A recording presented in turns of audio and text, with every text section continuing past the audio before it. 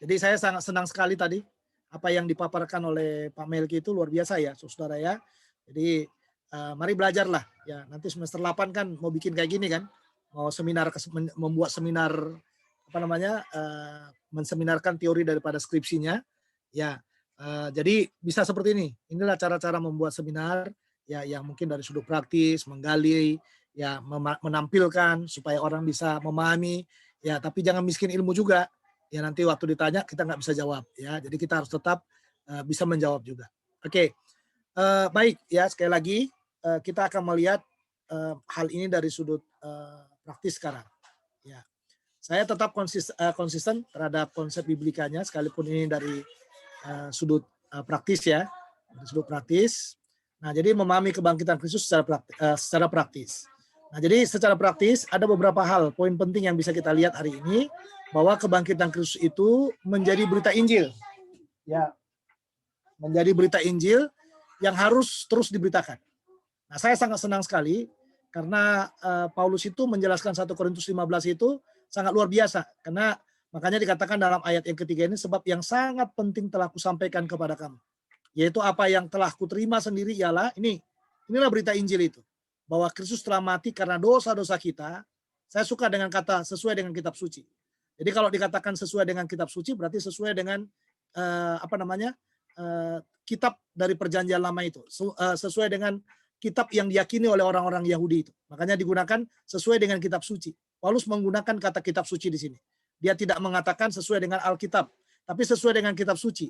Jadi apa yang diragukan atau apa yang dinantikan oleh orang-orang untuk menyelesaikan dosa-dosa itu sekarang dijawab oleh Injil itu. Nah, jadi berita Injil yang pertama itu Kristus telah mati ya karena dosa-dosa kita sesuai dengan kitab suci bahwa ia telah dikuburkan ya, bahwa ia telah dikuburkan. Ini kata kunci. Jadi orang mati pasti dikuburkan. Ya, nggak ada orang mati tidak dikuburkan. Tetapi yang bagian berikutnya dikatakan dan bahwa ia telah dibangkitkan pada hari yang ketiga sesuai dengan kitab suci. Jadi kitab suci. Jadi dari sononya sudah dinubuatkan. Dari sananya sudah dinubuatkan. Jadi secara praktis kita bisa memahami sekarang bahwa kematian dan kebangkitan Kristus itu menjadi berita Injil. Menjadi kabar baik yang kita sampaikan kepada banyak orang. Jadi kalau ditanya definisi Injil itu pun adalah Kristus telah mati bagi dosa-dosa kita sesuai dengan kitab suci, ia telah dikuburkan, dan bahwa ia telah dibangkitkan pada hari yang ketiga sesuai dengan kitab suci. Nanti kalau saudara mau tambah lagi, ia telah menampakkan diri, itu sudah dikupas tuntas tadi. Ya, sebagai bahan yang benar-benar kita pahami, kita yakini sebagai sekolah teologi Injili, kita harus pegang itu saudara. Ya, kita harus pegang itu baik-baik, bahwa Injil itu dasarnya adalah kematian dan kebangkitan daripada Kristus. Dan orang Injili itu pasti harus menginjil. Jadi kalau ada orang Injili tidak menginjil saudara, dia bukan orang Injili itu. Ya, orang Injili itu pasti menginjil. Orang Injili itu pasti memberitakan kabar baik kepada banyak orang. Oke, yang kedua. Yang kedua dikatakan kebangkitan Kristus itu menjadi dasar pemulihan hidup kita. Nah, ini menarik sekali saya melihat kisah-kisah narasi dari tokoh-tokoh yang ada dalam Yohanes pasal 20 sampai 21. Yang pertama dikatakan pemulihan dari kebutuhan rohani kita. Ini ada Maria Magdalena yang sama sekali, ya kan? Yang sama sekali tidak tahu, ya tidak tahu bahwa dia sedang bercakap-cakap dengan Yesus. Tadi Pak Melki sudah mengutip ayat itu dan sudah dijelaskan kepada kita pada waktu Tuhan membuka mata rohaninya, Rabuni katanya di sana. Pada waktu itulah dia bisa melihat itu Tuhan. Nah, ini saudara, ini aplikatif buat kita. Ya, ini sangat praktis buat kita bahwa kebangkitan Kristus itu harus menjadi dasar pemulihan kita. Jadi siapapun kita perlu dipulihkan oleh Tuhan lewat apa? Kebangkitannya itu. Lalu pemulihan dari mana lagi? Pemulihan dari ketakutan kita. Ini murid-murid. Ini murid-murid ya. Saya minggu lalu berkhotbah. Ya dari bagian ini saya cuplik dalam khotbah saya. Yang menarik itu ya, yang sangat menarik setelah Yesus bangkit itu, Yesus sangat aktif sekali menggunakan kata shalom. Dalam Yohanes pasal 20 ini, kalau kalian meneliti itu ya, kata shalom itu digunakan oleh Yesus dalam pertemuan dengan murid-murid ini dua kali. Dan satu kali dia gunakan untuk Thomas. Jadi semua ketakutan itu akan pulih pada waktu kita mendengar apa? Shalom. Ya kan? Jadi kalau Anda dalam apa namanya? Dalam kekalutan, bilanglah kepada Tuhan, taruh shalom dalam hati saya. Ya, saudara bertemu dengan orang-orang yang mungkin tidak mengenakan buat saudara, saudara harus berkata shalom. Nah, itu saudara. Ya, Atau orang-orang yang mungkin yang apa namanya, yang sudah jauh daripada Tuhan, yang jatuh dalam dosa, setelah katakan kepadanya, "Shalom." Dan Yesus menggunakan kata-kata itu. Pasca kebangkitannya dia menggunakan kata-kata ini. Lalu yang berikutnya, pemulihan percaya kita. Ini dari Thomas. Thomas itu adalah orang yang salah satu tidak percaya atas kesaksian daripada murid-murid bahwa mereka sudah bertemu dengan Tuhan. Makanya dikatakan sebelum kucucukkan, ya, jariku ke dalam lubang itu aku tidak akan percaya katanya. Jadi kadang-kadang Thomas itu hampir-hampir mirip dengan orang Batak juga yang nggak mau percaya. Makanya ada mungkin Alkitab lain itu menerjemahkan dengan sebelum kucucukkan. Kucucukkan itu gaya orang Batak bicara. Sebelum kucucukkan. Nah, itu saudara. Tapi lihat di sini. Tuhan hanya berkata, "Shalom." Wah, ini ya, "Shalom." Ketidakpercayaan itu menjadi percaya. Makanya kata Yesus kepadanya, "Karena engkau telah melihat aku, maka engkau percaya. Berbahagialah mereka yang tidak melihat namun percaya." Jadi pemulihan percaya kita. Ya, kita hanya bisa dipulihkan lewat apa? Lewat kebangkitan Kristus itu. Lalu pemulihan panggilan kita. Danau Tiberias. Ini yang sangat luar biasa. Ada kata kunci yang dikatakan oleh Petrus kepada murid-murid. Aku akan pergi menangkap ikan. Ya, Tuhan sudah panggil Petrus itu untuk apa? Menjala manusia. Apakah dia berhasil, saudara? Ya, pada waktu dia kembali lagi ke dalam hidup yang lama itu. Ternyata dikatakan dia pernah gagal dan sekarang gagal lagi. Di awal pertemuannya dengan Tuhan sebelum dia menjadi murid, dia gagal menjadi penjala manusia. Sekarang pasca kebangkitan dia katakan dia mau pergi menangkap ikan dan dia gagal lagi. Nah, ini dia. Dan gagal lagi sampai Petrus ketemu dengan siapa? Ketemu dengan Tuhan. Ya, ketemu dengan Tuhan. Nah, jadi bisa kita lihat di dalam bagian ini, di dalam teks ini ya bahwa ternyata bahwa pemulihan itu, pemulihan panggilan kita itu perlu kita lakukan. Makanya dikatakan di dalam teks itu ya bahwa apa yang pernah dialami, mujizat ikan, ya ikan yang di Lukas pasal 5 itu, lalu mujizat ikan yang di sini mengingatkan dia lagi akan panggilannya. Ya, mengingatkan dia akan panggilan dan menarik katanya. Mereka meninggalkan jalannya, itu Tuhan katanya. Lalu mereka lari mendapatkan Yesus di sana. Oke, lalu pemulihan apa lagi? Pemulihan kasih, saudara. Ini pemulihan kasih. Ini dari Petrus juga.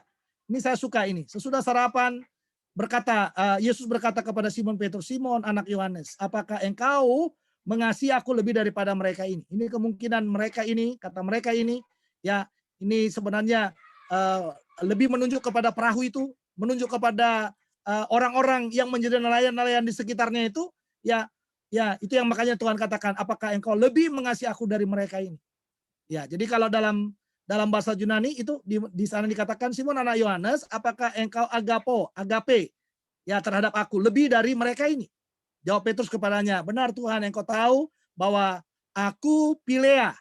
Ya, aku Pilea. Ini lihat saudara, aku Pilea.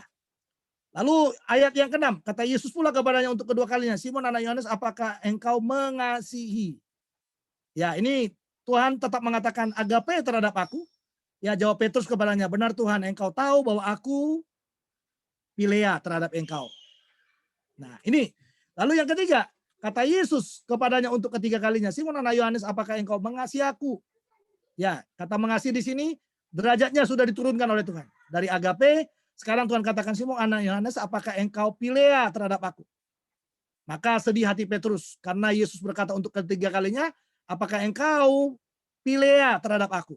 Dan ia berkata, "Tuhan." Nah, ini nadanya mungkin hampir hancur. Ya, nadanya hampir hancur. Ya, tapi Yesus lihat di sana. 3 kali dia memberi jawaban kepada Yesus dalam pemulihan kasih itu. 3 kali juga Tuhan katakan, "Gembalakanlah domba-dombaku." Nah, apa yang kita tangkap di sini, saudara? Yang kita tangkap adalah kita tidak akan bisa melayani dengan luar biasa kalau kita tidak mengalami kasihnya melalui kuasa kebangkitannya. Ya, pelayanan bukan hanya sekedar semangat. Banyak orang semangat, tapi belum tentu ada kasih di dalamnya. Tapi diperlukan semangat karena kasih kita kepada Tuhan. Kita tidak akan pernah menjadi orang hebat dalam melayani kalau kita tidak memulai dengan kasihnya. Karena itu, pulihkanlah hatimu dengan kasihnya. Nah, ini penting ini. Pulihkan hatimu dengan kasihnya. Kalau hatimu terluka, sakit, dan kau mulai jauh dari Tuhan, panggilanmu mulai nggak jelas, pulihkanlah hatimu. Dengan yang namanya apa? Kasih itu. Lalu yang berikutnya, kebangkitan Kristus menjadi fokus hidup kita. Ini saya suka dengan apa yang dikatakan oleh Paulus di sini. Yang kukendaki ialah mengenal Dia, ini pengenalan, dan kuasa kebangkitannya. Ini kembali lagi, dia menggunakan ini. Dan persekutuan dalam penderitaannya, ini berkaitan dengan kematiannya, di mana aku menjadi serupa dengan dia dalam kematiannya. Supaya aku akhirnya beroleh kebangkitan dari antara orang mati. Jadi ini catatannya dia. Jadi kebangkitan Kristus itu secara praktis seharusnya menolong kita saudara menjadi fokus hidup kita. Fokus hidup yang bagaimana? Fokus hidup untuk mengenal dia, mengenal kuasa kebangkitannya, lalu dalam persekutuan dengan dia, dan keserupaan dengan dia itu juga. Ya. Yang terakhir saudara, kebangkitan Kristus menjadi semangat yang mendorong kita untuk konsisten dalam segala hal.